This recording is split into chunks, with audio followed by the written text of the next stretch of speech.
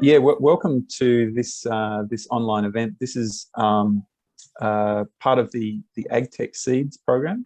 I'll tell you in a minute a little bit more about the AgTech Seeds program before we hear from our speakers.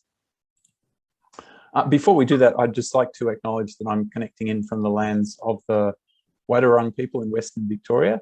So I'd like to acknowledge them as the traditional owners and custodians of these lands for many tens of thousands of years. I'd like to pay my respects to their elders, past, present and emerging, and elders of other First Nations communities who might be with us today. So here's what we're planning to cover today. Before we hear from our speakers, which is the part that we're all excited about, just want to give a bit of an introduction to the AgTech Seeds program. Then we'll have what I'm sure is going to be a really exciting conversation with Phoebe and Alex, our speakers. And we'll wrap up just before the hour, just talking about what's next and how the AgTech Seeds program might help people who are here today. So firstly, a bit of an introduction about the AgTech Seeds program. So AgTech Seeds is a pre-accelerator program funded by LaunchVic. And what the thing that's unusual and peculiar about AgTech Seeds is that what we're aiming to do here is bring together aspiring entrepreneurs who have ideas and have identified problems, challenges, opportunities in this whole area of sustainable agriculture. We want to bring them together with researchers who are working on projects that might be relevant to addressing some of these challenges in sustainable agriculture. The reason to do that is that we know from some overseas experience that combination of an entrepreneur and a researcher can create really valuable, really powerful, very investable teams that can really make a big difference in addressing these challenges. And Phoebe and Alex are going to give us a bit of a case study about that here today. So what are the components of the AgTech Seeds program? Firstly, there are events and workshops, of which this is one, to inspire us all to develop innovative ideas in this whole field of AgTech or sustainable agriculture. The meat of AgTech Seeds is a 12-week pre-accelerator program, which is a structured program where we'll help you test and validate the commercial potential of your idea. In the process of going through that pre-accelerator, you'll have access to some really amazing domain expertise via a very high-powered advisory board that we have and an amazing network of industry mentors that represent all aspects of the food and agriculture supply chain. They and others will offer all participants introductions to potential partners and customers, again, throughout the value chain in AgTech. And teams that successfully complete the program are eligible to apply for seed funding at the end of the program to build a minimum viable product. So lots of exciting components to this program.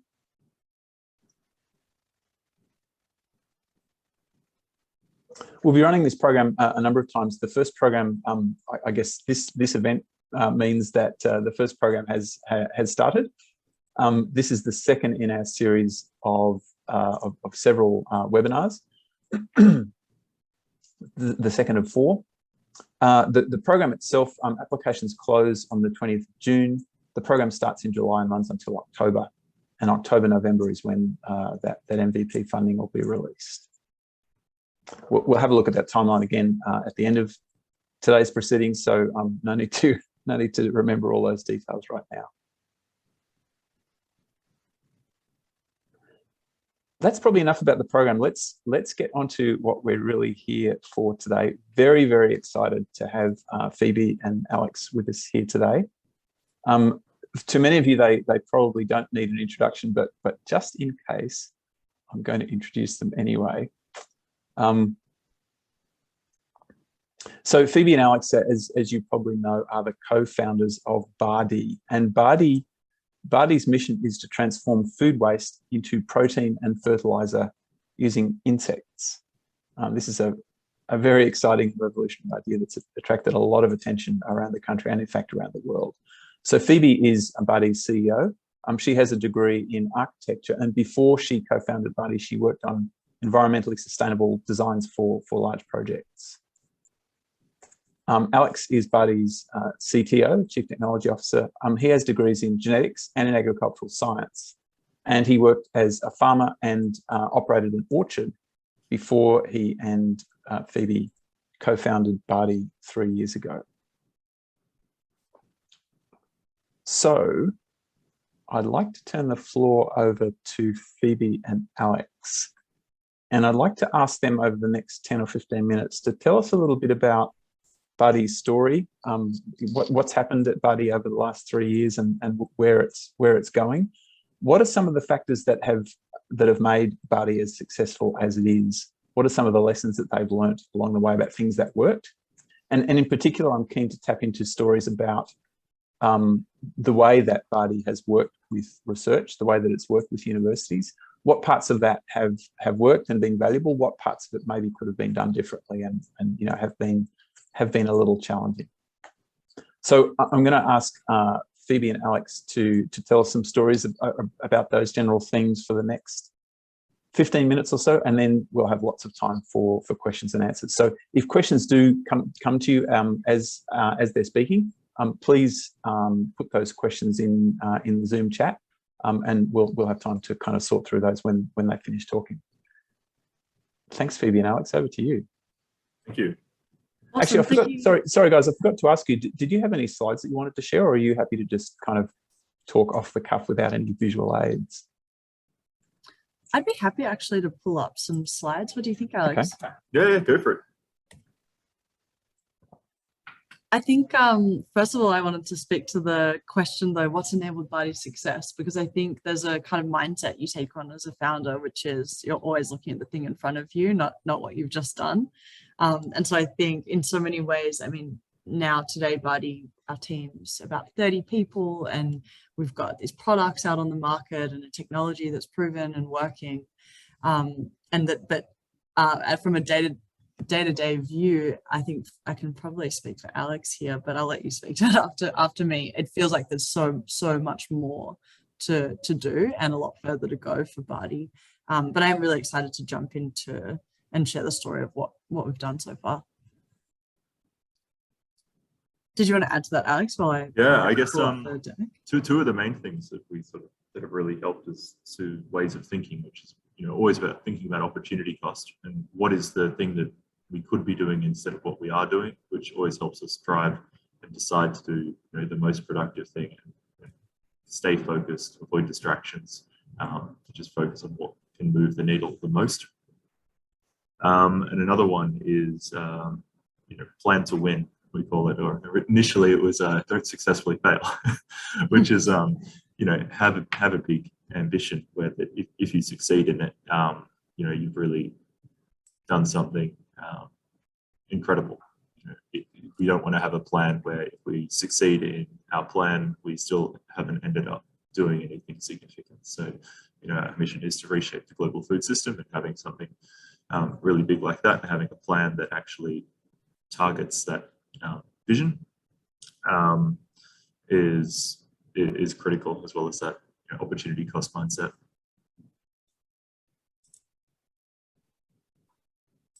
Awesome. Is everyone seeing what I'm seeing here?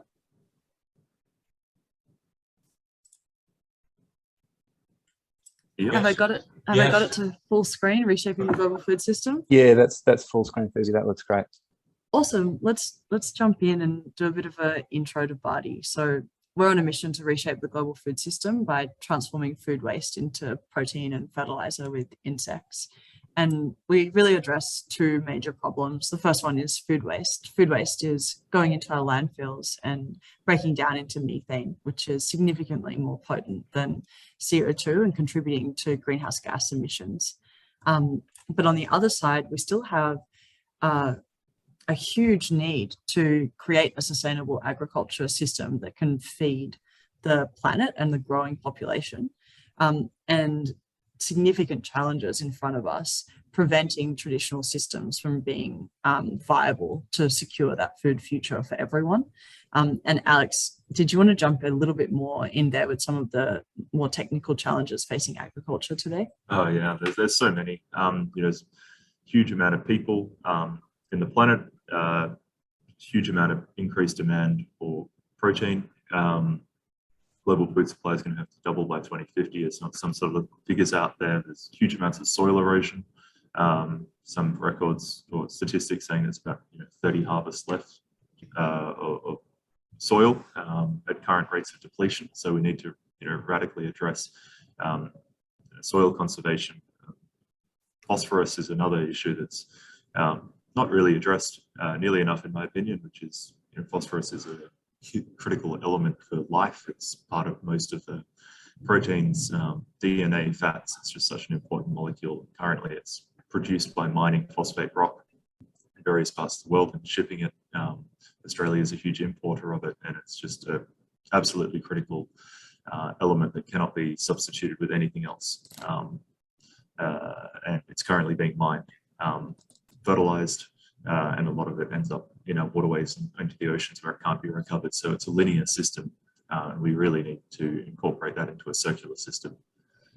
And so I might just jump in there, because we actually just go straight into a really simplistic view of the system that we've produced at Bardee. And it took us a while to work out it was this simple, because as the sort of technology creators, we're very much in the detail of the complexity of it all. But fundamentally what we're doing is we go from food waste to fertilizer, or it could be that, or we also make pet food, so to fertilizer and pet food to grow more food with this amazing insect, the black soldier fly.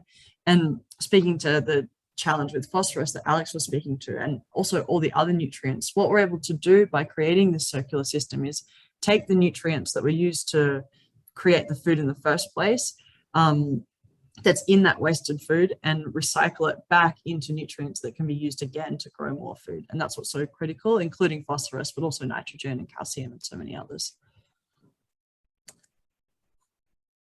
What we've achieved to date is developing our first pilot facility. Now, it's for a pilot, we're doing a lot. So at the moon base, which is what we call our current facility, we're fully operational. So we have 2,500 square meters where we process up to 10 tons of food waste every 8 hours at that site. 10 tons is sort of 4 to 5 food waste rubbish trucks.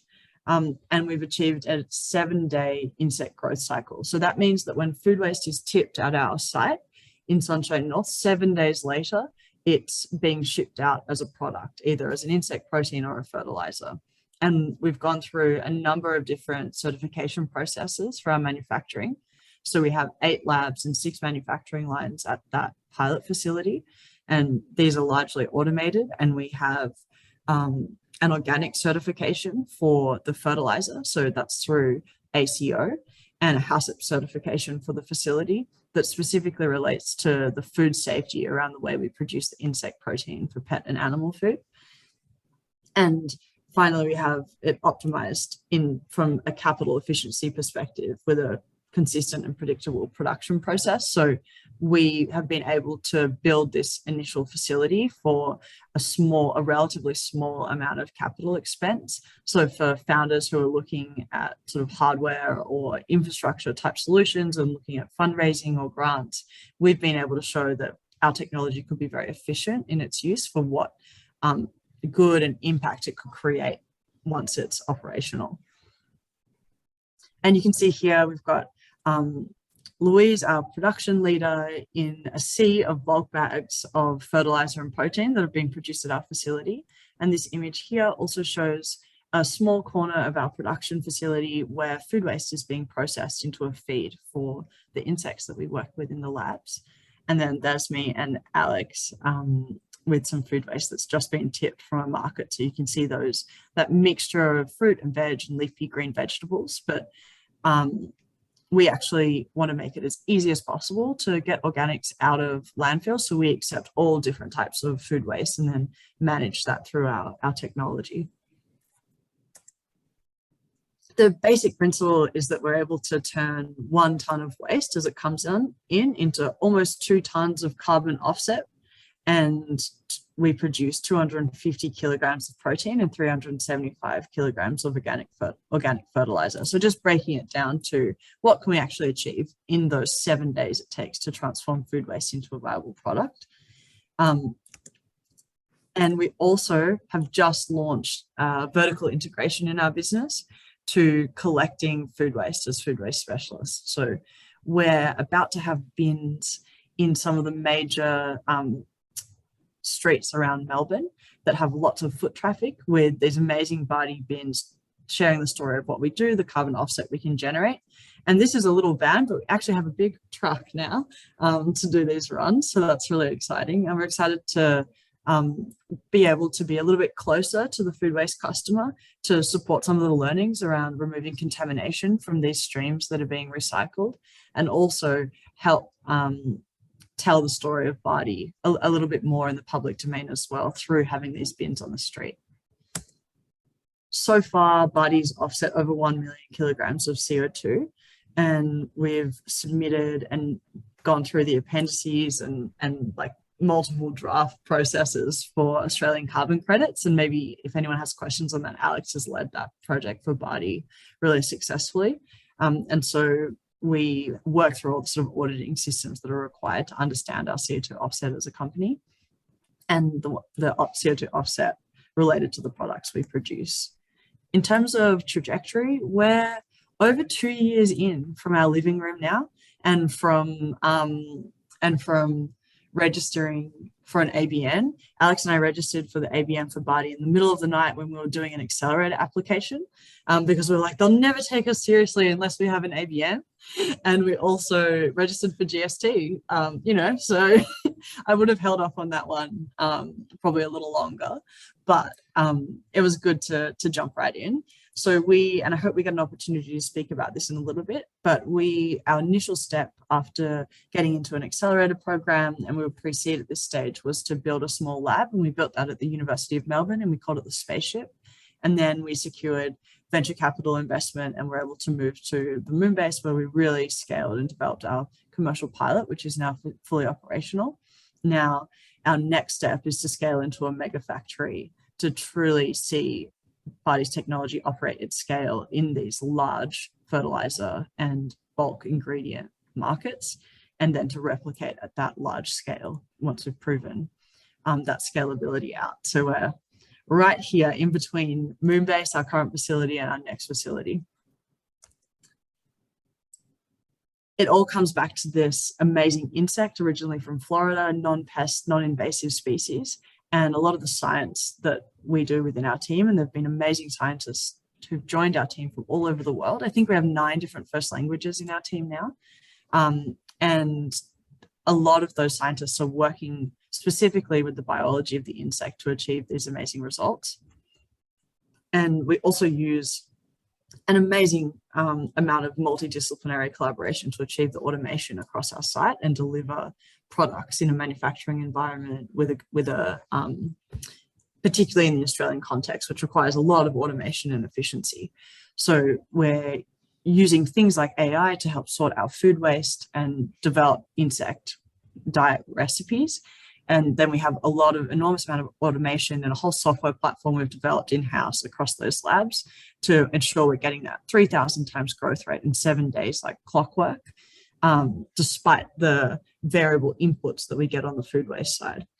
And in those automated labs, we're also breeding the insect itself in an artificial environment. And that's a critical piece of the puzzle to be able to do what we do and have the CO2 offset that we're able to achieve through our products.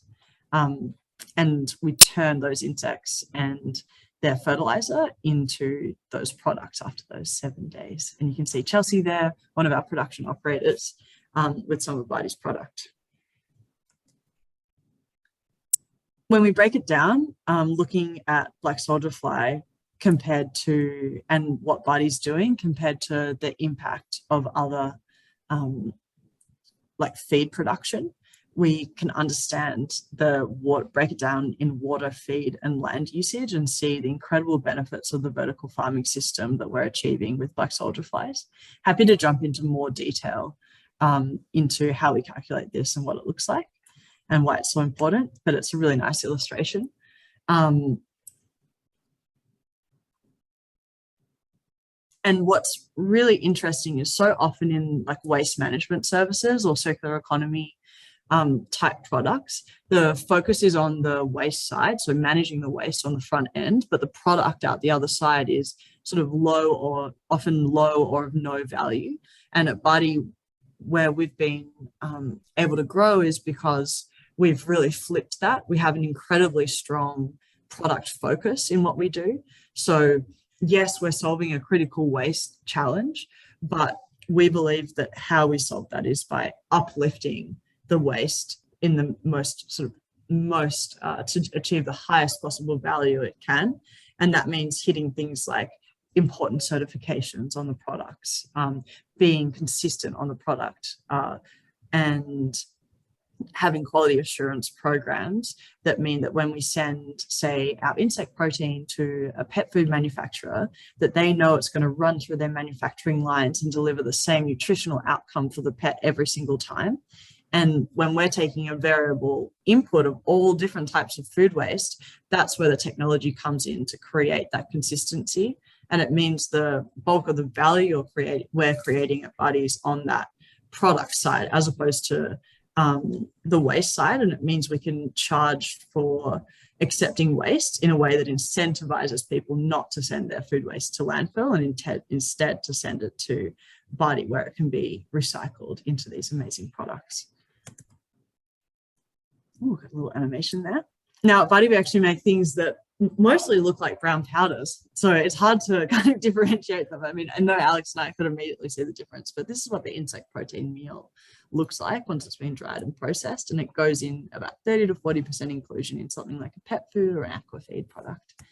And then this is the fertilizer, and that's what it looks like in its fine casting form. We also pelletize the fertilizer as well for different applications, and we have the organic input certification. This is our growing team out the front of our facility. It's been one of the most amazing things about founding Bardee has been joining such amazing people together to help us make the idea real. And I'm sure for a lot of people, at least for me, I was so fascinated with the technology initially and developing the solution and authoring the solution. I think as a founder, though, what's been most interesting along the journey is how empowering it is to build a team and give autonomy to that team along the way to deliver things that are even better than maybe Alex and I could have ever imagined initially at the start. But that's all for the quick intro. I hope I didn't go too long. No, golly, I'd listen to that story all day. No, thanks, Phoebe. That was fantastic. Maybe if we could get into the whole kind of second question or class of questions that I've talked about. I'm keen to hear more about the way that Bardee has worked with research and with universities, and what parts of that have been successful, what contributions have they made to Bardee's success, and what parts of it have maybe been a bit challenging. Yeah, cool. So my background is in agricultural science and genetics, and we in genetics we use fruit flies all of the time. That's because they're really good model organism for study. They're small, they have lots of offspring, quick generation cycles, fantastic doubling rate. You can grow them indoors, controlled settings. All of those aspects also make them good as an agricultural species. Where we sort of came up with the concept was we were just being pretty agnostic about, what solutions are there to these huge problems facing agriculture. And we looked at all sorts of different things, and then we eventually decided on insects, and then flies, and then the black soldier fly. And that process came about through just in our own time reading a whole bunch of academic papers on all sorts of different areas. It was a while ago now, but it's early days for the industry, and just sort of using our own insights as well as what's out there to come up with some really novel ideas.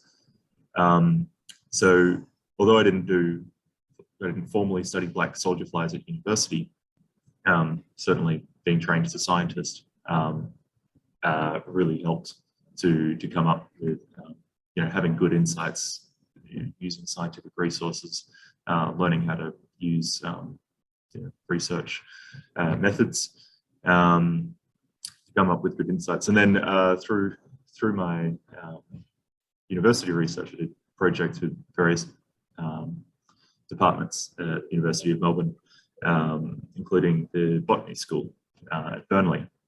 And so knew a bunch of fantastic people there. When we had this idea to start farming black soldier flies, I simply just asked them if they had any space available for us to do a pilot facility. It was just simply asking, saying they were part of an accelerator program, and if we can start using some of their land. If they were all keen on the idea, it sort of fit with their ethos of sustainability, innovation, agriculture. So they were all for it. There wasn't a formal pathway established for like how a university can use, how we can use university land, but we just sort of forged it ourselves through conversation. Then yeah, sure enough, we set up a pilot facility there. We do research primarily through in-house research. Again, it's such a fantastic organism to both farm, but obviously to study. So we have a number of full-time scientists with PhDs in genetics and who have studied or worked in mass rearing of insect projects before, say at the WMP, the World Mosquito Project, with the Bill and Melinda Gates Foundation. So we're really using a lot of fantastic experience out there, and we do some collaboration with other research organizations like CSIRO now. But yeah, that's pretty much our approach to research. I also think I might jump in on some of the administrative side of making some of this research happen and getting it to like tick along and really get started and deliver outcomes. I know we wouldn't have been able to achieve like getting a yes from the University of Melbourne Burnley campus to get a space without Alex's significant work, research and volunteering with the researchers that were there. But after that initial yes, and I think this so often happens in the university context, there's lots of enthusiasm around startups, everyone wants it to happen, but it's so hard to get it across the line. So in our case, we needed someone to put their name to Bardee and say, yes, I sign off on this piece of paper, that this can happen. So for us, there wasn't even a clear piece of paper that existed that needed a sign off, but it was clear that there needed to be a piece of paper and there needed to be someone with their name on it who had sufficient accountability within the university structure to be able to do that. So we went through and found university documentation ourselves that was used on other projects. So my background in architecture, I understood my way around a risk assessment, how to set them up properly, how to deliver them, combined with Alex's like technical expertise and research knowledge, how to apply for and set up new research projects. We were able to bring together existing university documentation templates into a format, complete them ourselves, and then basically pitch those back into the university and say, we have a project, here's all of your documentation that we've used to outline what the project is. And if we get someone of this level to sign off at the bottom, can we do it? And we've already got on the ground support at the location to move ahead. So for us, in the end, the group that signed off on that initial site wasn't actually the Burnley campus itself, although they were huge supporters. It actually came through from the accelerator program that we were in, Melbourne Accelerator Program at the time, that was associated with the university, that were able to sign off. And Colin McLeod was a huge supporter of ours. And so I think in some ways it kind of speaks to the incredible support and capability that accelerators have to get things across the line, to offer credibility to early projects. And as long as you're willing to do what you say you're going to do in terms of the risk assessments, obviously all the safety and protocol has to be followed. But I guess what I'm saying is we really did have to find and forge our own path to get that yes. No one was saying, here's the form, just complete it. And to be honest, I think so much sort of new go-to-market strategy uses exactly the same process when we're now looking to get export approval for our fertilizer into New Zealand. New Zealand and Australia have some of the most stringent like import standards for biofertilizers and foods. It's quite similar. You're doing the work, investigating the legislation or the structures that exist, and working out how you can navigate them yourself, and then presenting that navigation to the authority in order to get it across the line. So I think it's a valuable insight that we've used of like how to get things done that we do again and again and again. We do similar things with CSIRO to access specific pieces of equipment quickly to run our own tests in some of their labs and things like that. So that's actually Phoebe beginning to answer, I think, Tony's question on the chat. Was there any discussion at the time that you were negotiating with the University of Melbourne about the site access regarding research, IP, partnerships, any kind of broader engagement, or was it really just focused on, we want to run a pilot at this site? Yeah, in that initial documentation we set up, we were super clear on the IP. We knew that if we were going to go quickly from establishing a pilot facility to gaining venture capital investment, that we needed to have absolute clarity on ownership of the IP that we were developing. And so we included in that initial documentation that Bardee would own the IP that was developed in the site. We built our own lab. It was closed. We were the only people that went in there. We completed all the audits that were required in terms of like safety hazards and things like that. And so that was quite clear from the start. I know there are other types of pathways, but for us at the time, that was the fastest way to navigate it. The flip side to that was that we weren't able to access probably as many resources from the university directly as we could have otherwise. But honestly, we were getting so much support by getting that space, and just being around other research and other scientists informally was incredibly important and foundational at the onset. And then what became more difficult around access was during COVID. So we started just before the onset of COVID. And again, it was that challenge of finding someone in the university that was willing to put their name to a startup that's in an accelerator, not under a dean, not necessarily part of a clear faculty structure. But again, we were able to get that through the entrepreneurial arm of the university to get that support for that final sign-off, which was a real touch and go moment for us at the start. Did you have anything to add, Alex, on that kind of process? Oh, no, that's heaps. Eventually we got a great deal of support, as Phoebe said, and got it over the line. We were able to continue operating through COVID. Just one thing that's worth adding, I forgot to mention with our approach to research, is we've had to develop sort of a new culture of researching that is a little different to university research culture. So university research culture is primarily setting you up for being an academic and publishing in journals. We don't publish into journals. We just do experiments for the sake of being able to make a decision on how we can improve our process. So we can conduct experiments very, very quickly, because we're using an animal that's close to a model genetic organism, so it's very quick to study. And you can do a lot of experiments all at once. We have a fantastic, we've designed the whole facility to be an experimental scale operating facility. We have huge amounts of data collection going on all the time. So we have both big data analysis that we can use AI to analyze, as well as small discrete experiments that we can set up with scientists to look into various things. It's just very, very quick, short, sharp experiments where it's just focusing on, do we need to change what we're doing? What is the smallest amount of information that we need to generate to be able to get an insight as to how we need to improve our system?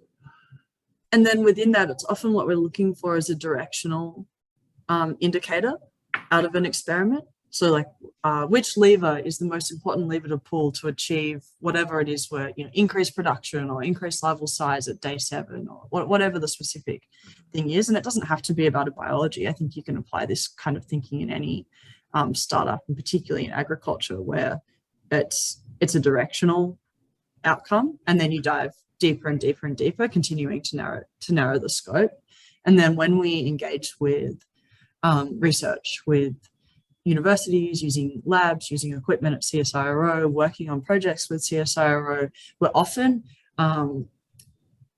very, very prescriptive on the scope of the work right from the outset. So we're going with a very, very specific ask, and saying, don't worry about the rest of the context or the rest of the technology. That's all fine. Assume it's stable and static for the purposes of this. We have one research question we want to solve, and we need access to this scientist in your team, this scientist, and this piece of equipment. How can we do that? And so we ended up doing projects with CSIRO in a really short time frame, like 2 to 3 weeks, paying them $2,000 to $3,000. And I know that might seem a lot initially at the beginning of a startup, but compared to like a 12-month, $150,000 commitment plus a grant for the same 2-week outcome and $2,000 to $3,000 spend to get 2 of our scientists or 1 of our scientists into the lab with the right people in the room, it's incredibly effective. So when we engage with institutions, because it can be quite a long process, to help that, basically the summary is we really narrow the scope. They don't have to be across everything we do. We go with really specific asks. This is amazing. I mean, I worked in business development in CSIRO for a while. So what you're talking about here is, yeah, as you say, like very, very different from the way that these things are normally done. And I mean, clearly you guys, Bardee is getting value from these relationships. I would imagine that the value that the researchers and the research organizations that you work with are getting from this is many times the value that you're getting, because I would bet that most of them have never worked in this way before, where the question, as you say, is really tightly defined. Okay, we're going to do this one thing, we're going to see what happens, and that's going to drive a decision. That's not the way that researchers normally work, but it is the way that successful companies work. And so I think that exposure is, it's going to be really, really valuable. Like Tony said, this is an amazing case study. Just interested to follow up on Tony's other question there. If you can just tell us a little bit more about the entrepreneurial relationship with the University of Melbourne that kind of enabled, it was Colin who the entrepreneurship person who ended up championing what happened with UM. Just tell us a bit more about that relationship. Yeah, so I mean, we applied for the University of Melbourne Accelerator program. We went through their application process. I mean, for us, honestly, I thought I would be in professional services as an architect for my whole life. Alex, I think you thought you'd be an academic or an agronomist, or is that fair to say? Yeah, no, that's pretty accurate. And so for us, it was entrepreneurship was completely new. We both went to the University of Melbourne. We didn't know about many accelerator programs. We had a friend who had an AgTech startup who'd been in the Melbourne Accelerator program. We'd had some free beers, and then so we applied, and they helped us with our application. That person Sarah Last from Mimitech, helped us with that application process. And so for us, I think when we got in, it was amazing. We were doing things like registering our ABN in the middle of the night and practicing on the street, our pitches, pitching to anyone who would listen to us for 5 minutes to ask questions, including our neighbours. One of Alex's academics lived nearby when we were practice pitching, so we pitched to them. People at the coffee shop, at the dog park. Genuinely, we were just trying to work it out, and we were thrilled to get in. And we were, I would say, one of, if not the earliest stage company in that accelerator program. It was the 3-month program. And I think there was such a benefit to being pre-seed in an accelerator program to us, because we got to learn so much from the people around us, but also just suddenly be catapulted into the startup ecosystem and community in a way that was just immediate, like a bit of a light switch in our case. And I mean, in our case, by the end of that accelerator program in 3 months or so, we'd raised our first $1 million round led by Blackbird Ventures. And so we went very quickly from idea to getting a site, physically building that small building with our, friends and family helping us on the weekend, going through that approval process with the university, pitching for venture capital investment, and then like getting our heads down into the real work of building a company straight out of that. And part of that journey also is realizing exactly what type of company you're trying to build on what type of growth trajectory. And being in the program was really part of that. And that it was those questions of like, what type of company are we? Do we suit venture capital, that led us to speak more to some of the people like Colin McLeod and people in the business school about that. And it was actually through answering those questions that we were then able to gain the support on some of the like technical, getting across the line, access to things and stuff like that. And we were always just trying to seek ways that it could work for everyone and kind of use the structures that exist to do that in a novel way.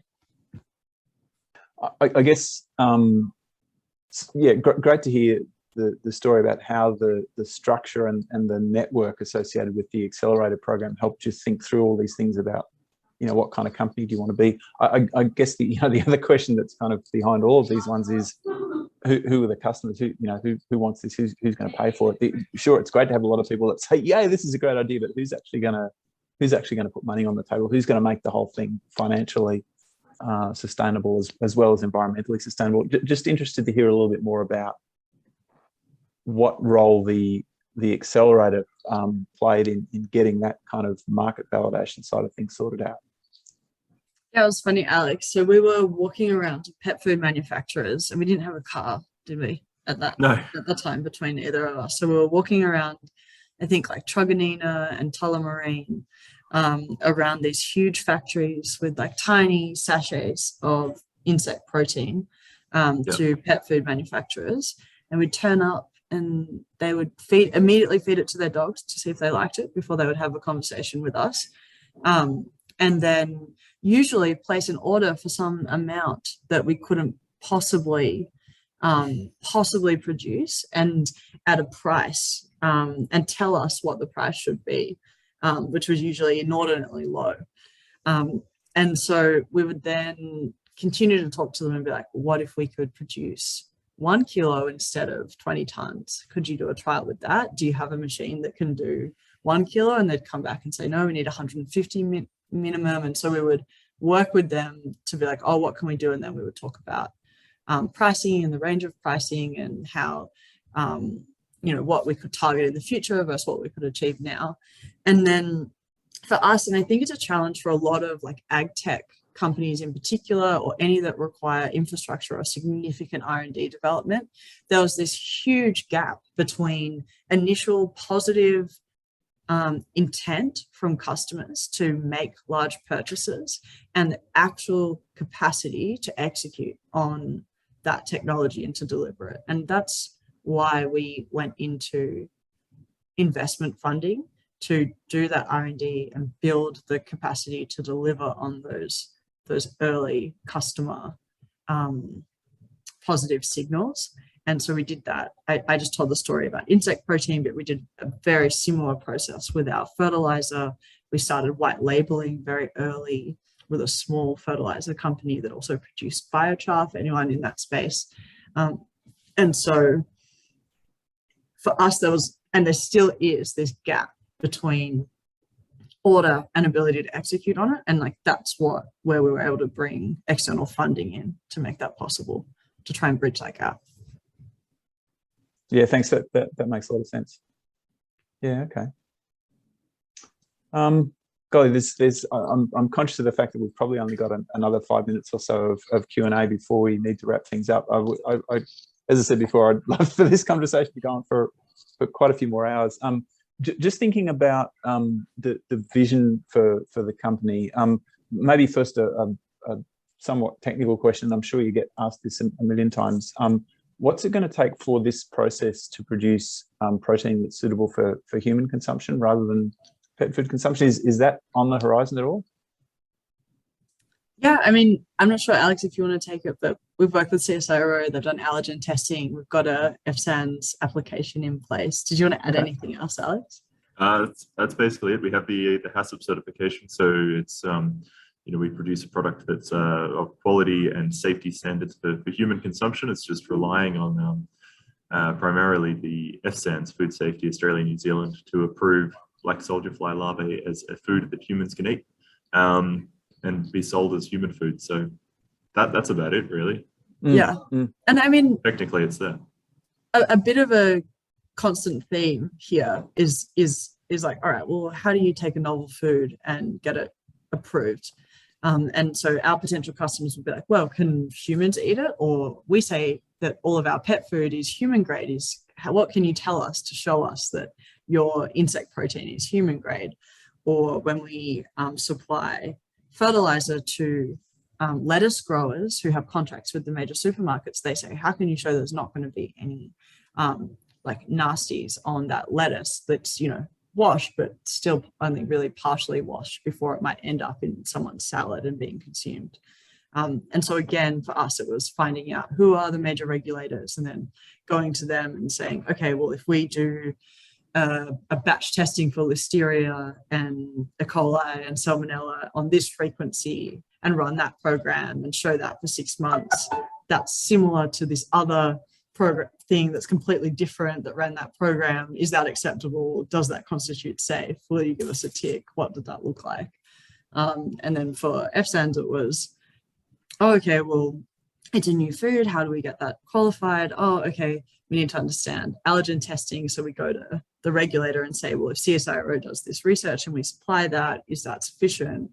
So they're short conversations, but we take the actions to follow up on them. I feel like it's a bit of a thread here of using the structures that exist to navigate and do things that are really quite innovative. But when we break them down at Bardee, it's just a sequence of following some structures. Yeah, I mean, this is the genius of what you guys are doing. That, I mean, what you're doing is just totally revolutionary and off the wall, but you're fitting it into the way things are done. You're being really smart at fitting everything into the way things are done at the moment, so that it doesn't terrify people too much. It's really, really, really smart. Just want to follow up on Nikki's question there. That maybe they need some food. Nikki's question there about, again, kind of this whole idea of the long-term vision and future of the company. To what extent are the inputs to this process going to be a challenge there? The feedstock, if you like, the food waste. Oh, there's unfortunately not a problem at all. There is so much food waste out there, and our approach to it is being able to find food waste which is relatively clean, but isn't so clean that it can be very easily turned into stock feed, such brewery waste, for instance, can easily be turned into stock feed. We don't go after brewery waste. We technically could, it'd be very easy, but we're trying to turn something of lower value, homogeneous or mixed food waste that contains meat, bread, fish, fruits and vegetables that can't be fed back to animals. We're trying to turn that into something that is of a much higher value, and there's just so much of that food waste out there. So yeah, no problem whatsoever. Yeah. Okay. Our current calcs are that we process 0.02% of Melbourne's available separated food waste and for organics, and that's processing up to 10 trucks or so a day.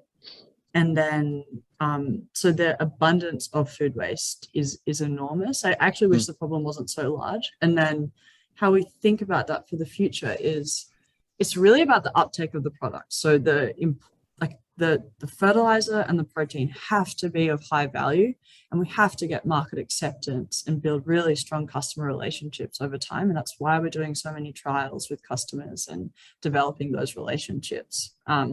Because ultimately, I hope heaps of people come up with amazing technologies that deal with the food waste problem, because at 0.02% 2%, or when we build a mega factory and we're up at 1%, there still needs to be more solutions.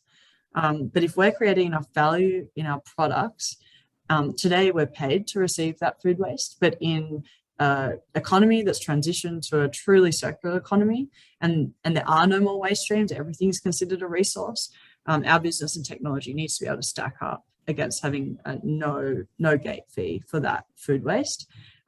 So we'll continue to go for creating the highest amount of uplift, so the lowest possible food waste we can accept to make the highest quality product over time, with the products being the leading like engine for growth, or the demand for those products fueling the growth. Well, this is just amazing stuff. I'm really so glad that you guys were able to find time to spend a bit of time chatting with us today. I've just absolutely loved this discussion. It really makes me feel very hopeful about our future. So thank you very much. Thank you, Jonathan. Thank you, everybody. Yeah, Really thanks so appreciate much. Before you all go, I'm just going to remind you about the AgTech Seeds program, the thing that brought us all here together. And it was really great to hear Alex and Phoebe talk about what they got from a different kind of program. So the program they went into was an accelerator rather than a pre-accelerator. This program is aimed at people who are at an even earlier stage of thinking through their idea. But it was pretty clear that the structure and networks that came from the program that Bardee did were very valuable. We're planning to provide a lot of the same kind of value for earlier stage ideas in this program here. So what do you need to do if you want to get involved with this program? If you're an aspiring entrepreneur or a researcher, or if you know people who fall into those categories and you could encourage them to participate in this program, we've got 2 more of these webinars coming up in pretty rapid succession, and information about those is on our website. We're also running a series of events, again starting today, that we call design sprints, that are aimed particularly at researchers, helping them learn to articulate what it is that they're doing in their research in a way that will make sense to aspiring entrepreneurs who know about a problem and are looking at ways of solving that problem. So there are those design sprint events coming up in the next few days. Applications for the program close on the 20th of June. The other thing that will happen before then is that we're running an online mixer event where we're going to bring some of the aspiring entrepreneurs and the researchers together and get them to sort of start trading ideas. So love to see some or all of you at all of those 3 types of events. The remaining webinars like this one, the design sprints primarily for researchers, and the mixer event, which is for all of our potential participants. If you're ready to apply for the program now, the application link is at the bottom of the screen, and also our contact details if you've got questions or want more information about the program. That's it from me. I just want to close by thanking again Alex and Phoebe for spending some time with us today, and wishing them all the best in the very, very exciting journey that Bardee's on. I already was a fan before this, but I'm now a super fan. I'm really going to follow very closely what you guys do. I absolutely love what you're doing. Thanks again for spending time with us, and thanks everyone else for coming.